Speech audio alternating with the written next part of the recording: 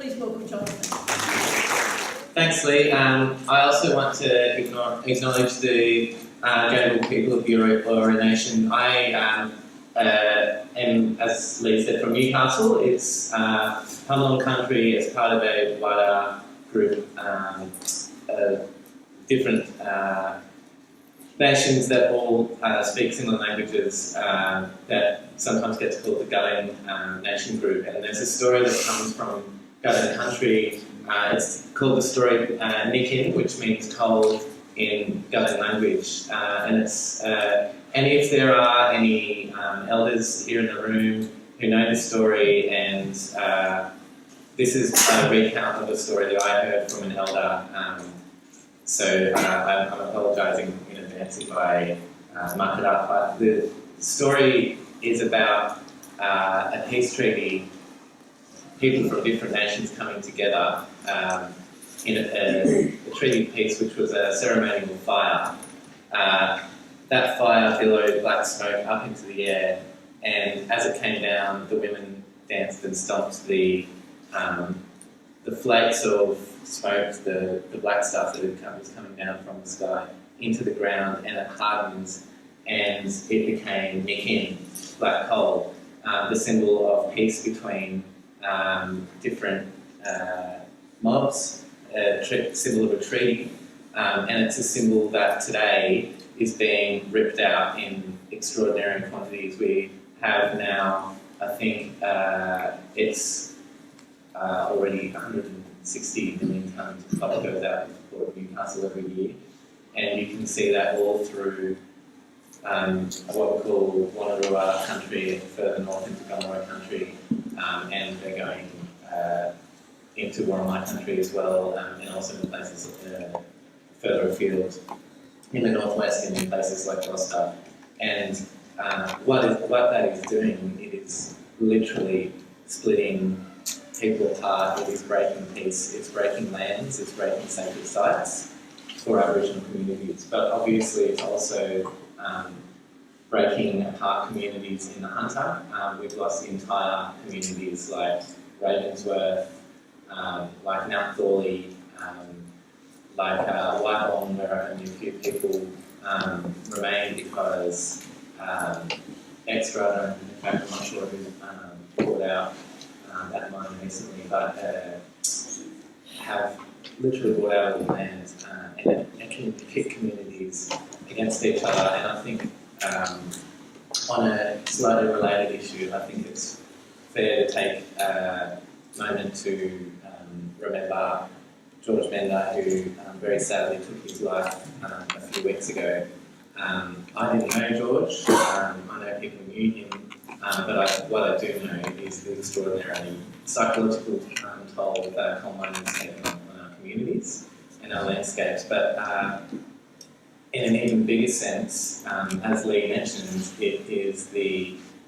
it's our biggest contribution to climate change. It's the biggest single existential threat that the world faces, and what the world very desperately needs, what communities in coal-affected places desperately need, and what the world and future generations in Pacific Islanders desperately need, is courage from ordinary people to ensure that we can have a future and to ensure that the Pacific Islands can remain above water.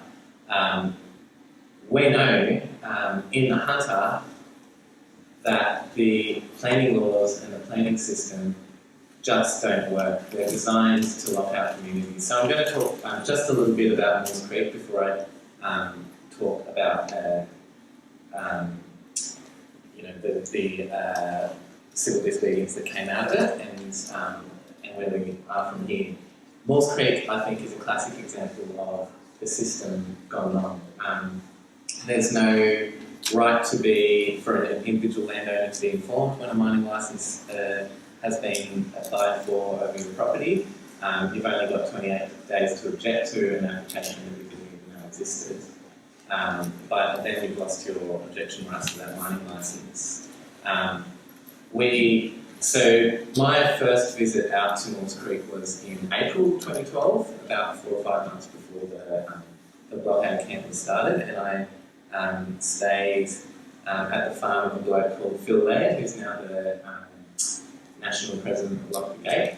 And at the time, he still continues to be very much involved in the Maules Creek Community Council, which was a residents group who really were engaging in the system in the best way, well, doing everything that the system asks us to do. They had spent $40,000 commissioning a consultant to write the best goddamn submission that I've ever seen into a planning process. It was really quite extraordinary. They were able to pick out where the company had gone wrong with their estimates of dust. They had downplayed by 2/3 the air quality impacts of coal mining in the area, and worked out that the mine was going to emit 80,000 tonnes of dust over the local community, fine particulate matter that can cause health problems. They had looked into the water impacts, the potential for up to 10 metre drop in the water level, farm waters running dry, properties going out of business. They had looked at the economics. They commissioned economists at large to demonstrate that the mine itself didn't have a 21-30 year lifetime, and it wasn't going to bring back public benefits that would be greater than the damage that it would do economically. And they also worked out, and this was very critical, that the company had made false and misleading representations to the government in terms of their offsets. And I'm not going to go too much into offsets because they're really complicated, and a lot of people, including myself, think that they're really a bit of a fig leaf for allowing destruction of critical habitat. But essentially how offsets work is if you buy a different area that has similar vegetation to something that you want to destroy, then you can say, well, it's okay to have bounced it out by setting this area aside. Let me go ahead and destroy this. What was the largest state forest in northwest New South Wales, the Land State Forest, home to about 394 different species, 34 different threatened species of birds and bats and reptiles, and just an amazing place to live. I remember waking up in the morning when we set our camp there to amazing bird sound, going through in the early evenings and having a million microbats flit past me, and the sun sort of shimmering over the cool plains as it came right to at the end of the scrub where we were. And in the background I also heard the bulldozer chains, the eerie sound of machines shaping overburden piles just across the road from us at the other mine that was allowed to operate, even if it's Bob Run in that state forest. But with these offsets, the Maules Creek community had also figured out that the company had essentially lied to the government. They had called a whole bunch of either degraded land or land that didn't have the same vegetation type. They called it critically endangered boxgut woodland, and sent apologists to go over it, and it wasn't that at all. But even all of that evidence was not enough to have the Planning Assessment Commission knock back the mine. And just a few weeks ago, the Boulder community gone through a similar process where, even though the Land and Environment Court, the Supreme Court, ruled that the impacts of the mine outweighed any benefit to the, any purported benefit to the state or to the community, that mine was ushered through. So it's really a system that's geared to allow mining regardless of the impacts. From that point on, the Maules Creek community was also the first community in the state to be banned from taking legal action, which is known as a merits review, to challenge the mine approval in the courts. And that right also doesn't exist at a federal level either. There was a judicial review at the state level, but that's very much more limited scope. There were multiple failures of the system, and remembering that this mine, when it went into the planning system, was Nathan Timber's mine. Nathan Tinkler, who the star witness at the recent ICAC inquiries. I'm not sure how much I'm allowed to get away with saying, but suffice to say, there were very strong links between the mine proponent and the government of the day, and basically playing the game, right? Writing petitions, submissions, going to the planning assessment commissions, looking at legal options. It wasn't going to cut it. We knew very early on that ultimately we were going to have to support the community if they called for civil disobedience out there. So that's why when I went out in April 2015, I asked Phil Laird, what do you think about having a blockade camp in the Land State Forest? And he said, I think that would be a very good idea. I think it's going to be needed. And we did that on the 5th of August, me and another guy by the name of Murray Koshler, along with Cliff Wallace, one of the local farmers, drove down the dusty forest road into the Land State Forest and set up tents with the compulsory dingo, and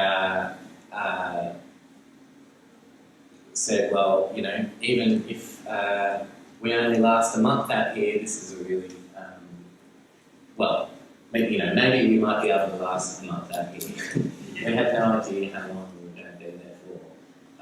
And in the end, that camp stayed there for almost 3 years. We also thought to ourselves, well, it'd be really good if we could get, you know, a few more people, maybe 6 people, maybe a dozen people to come out here. It's very far away, it's about 400 kilometres inland, but it would be really good if we could get a few more numbers in camp, because obviously if there's 2 of you, it's pretty hard to blockade, but you can maybe do, as people are coming in, they can take action, they can obstruct, and so on. And slow down, the whole logic was always about slowing down the operation of the mine. It's a mine that still is really not making any kind of money. I fear the nightmare scenario in 5 years' time, the couple hundred people that Whitehaven's brought in to drive the trucks will be laid off as coal prices continue to plummet, even as the damage has already been done. It's a lose-lose scenario. That was, yeah, that's where it all started.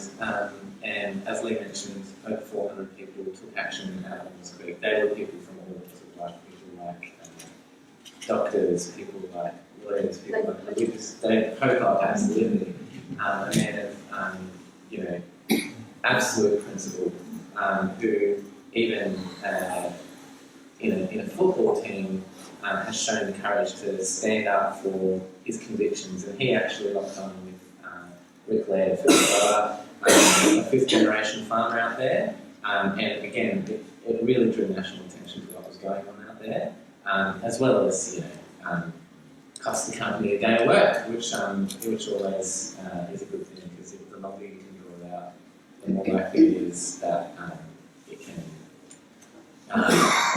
can stop the progress of the mine. Ultimately, a huge amount of forest has been cleared out of Maules Creek, and the last remaining thing that really needs to be defended is as well, which is a commemorated sacred site. That's now in the hands of Greg Hunt. Again, it's an official process which I don't have any hope really that Greg, and neither really do the elders, believe that Greg Hunt is going to protect land law as well, because all but I think 5 of the thousands of applications under their management under the Aboriginal and Torres Strait Islander Heritage Protection Act have been you know, rejected, dismissed, out of hand. He's still actively considering that application, and he was considering a whole bunch of other applications around sacred sites out of Maules Creek, even as they were being bulldozed. And then it came to a point where he sort of said, oh, there's no point in continuing this work. Or maybe he's still assessing, I think, heritage of those sites that have already been destroyed. With law as well, it hasn't yet been destroyed, and the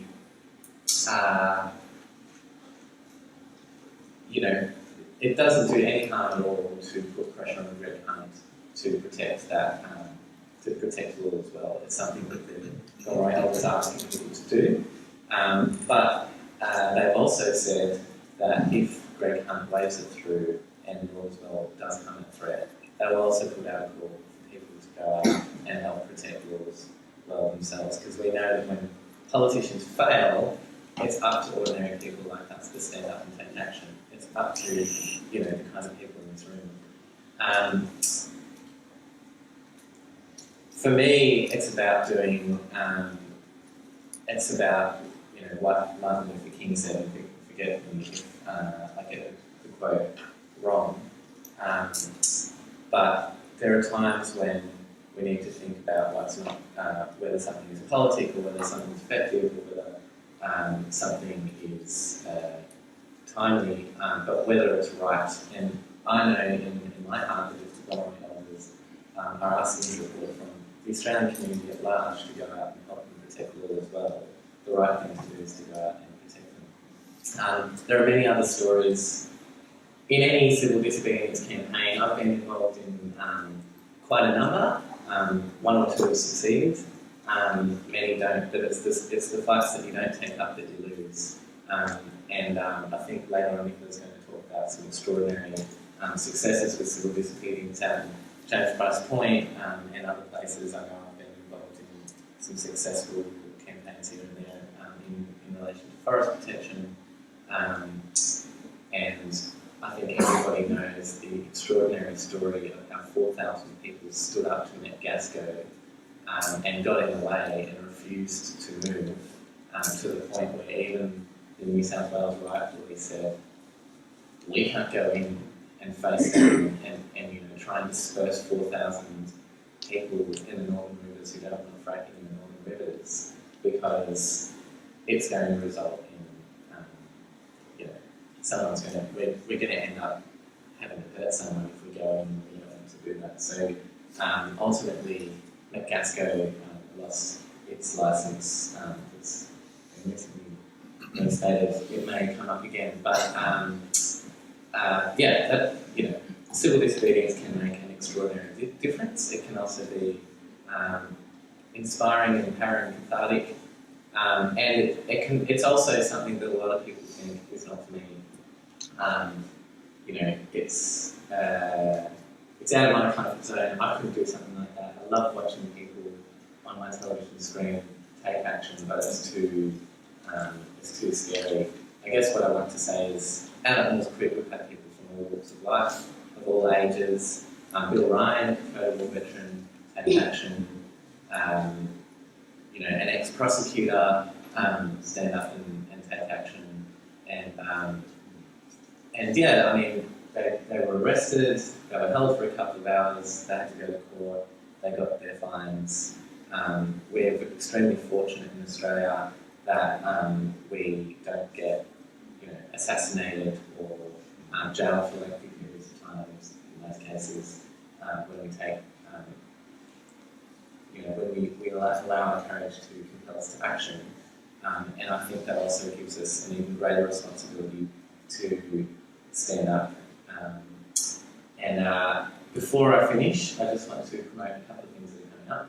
Harvest Festival is people might be aware that the New South Wales and federal governments have now approved a massive open pit coal mine in the food bowl of New South Wales and the Reboot Plains, also threatening key koala habitat, which is currently being looked at by a legal challenge being brought by the Moylan Care Association. This is a mine that is not owned by a private company, it's owned by a government, it's owned by the Chinese government, and so they don't need private finance to build the mine, which means that if that last legal hurdle goes ahead and Shenhua thinks it's in their strategic interests to mine New South Wales food bowl, civil disobedience will be needed out there. But the Harvest Festival is on the 7th of November, over the weekend. It's a 4-day thing, 7th to the 11th. It's being organised by the local community out of Breeza, who've invited people in to support, to learn about political planes, to learn about the potential impacts of the Shenhua mine, and there will be opportunities for people to learn more about getting involved in civil disobedience. I'd also encourage you all to go to the People's Climate March, which is on the 29th of November, 27th of November. 29th. There you go, 29th at 1 o'clock in Right. Is that right? Thank you. Yay, audience participation! Cool, well, audience participation is what we need. We're not the audience, we're the agents. We know that as global leaders meet in Paris, they've been meeting for what is it now, 15 years to fail to do anything about climate change. They're not going to abolish climate change, as turning out trying to do it here. They're not going to abolish climate change in Paris at the International Climate Change. They're not talks. They're not going to fix the problem. We need to put pressure on them. But what the People's Climate Mobilisation is about is a recognition that when it comes to tackling one of the trickiest issues, but most existentially important issues we've ever faced as a human species, it is up to ordinary people to stand up and take action.